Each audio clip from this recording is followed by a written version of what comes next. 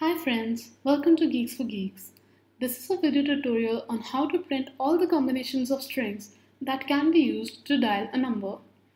Given a number, print all the possible combinations of strings that can be used to dial the given number in a phone with following specifications. In the given phone, we can dial 2 using A or B or C, 3 using D or E or F, and so on. 8 using T or U or V, 9 using W, X, Y or Z, 1 using only 1, 0 using only 0. For example, if 23 is the given phone number, the program should print AD, AE, AF, BD, BE, BF, CD, CE, CF. The idea is to store digits to character mapping in hash map. The map stores all the characters that can be used to dial a digit. We place every possible character for current digit and record for the remaining digits. Now let's have a look at the implementation. First, let's look at a helper function, print string for number. We create a hash map of type character, string. For every digit, store the characters in the hash map that can be used to dial it.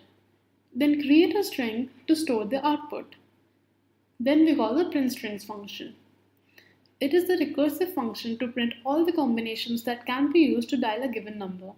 The attributes are phone number, the given phone number, I, the current digit of the phone number to be processed, HM for hash map, which stores the characters that can be used to dial a digit, and STR, the current output string. If all the digits are processed, print the output string. That is, if I is equal to phone number dot length, print the output string and return. Else, get the current digit of the phone number and record for all the characters that can be used to dial it. String S is equal to hm.get phone number dot char at I. Then traverse through the string S and append the character at jth position to string. Recursively call print strings phone number I plus 1 hm str. Then delete the character and record for the next possible character. That's it for this video. Thank you for watching. Please leave us your likes and comments.